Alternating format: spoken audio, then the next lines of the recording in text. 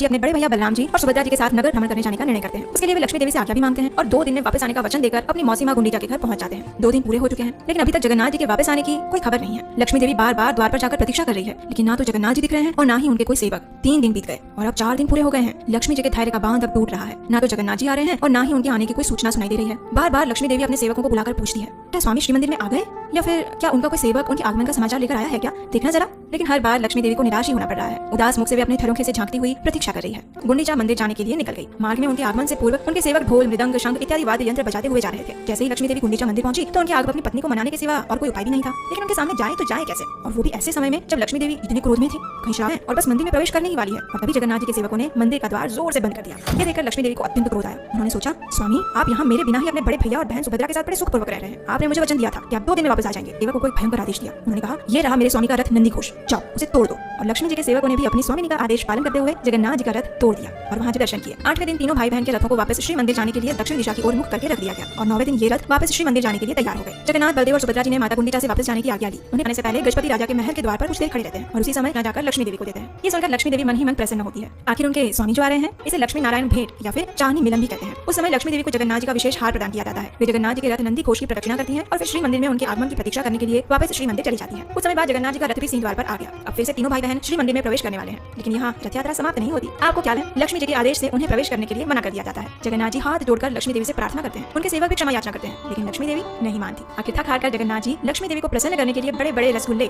खोल दिए जाते हैं। तो यह है संपूर्ण रथ यात्रा उत्सव की कथा। ये कथा आपको कैसी लगी, ये हमें नीचे कमेंट बॉक्स में लिखकर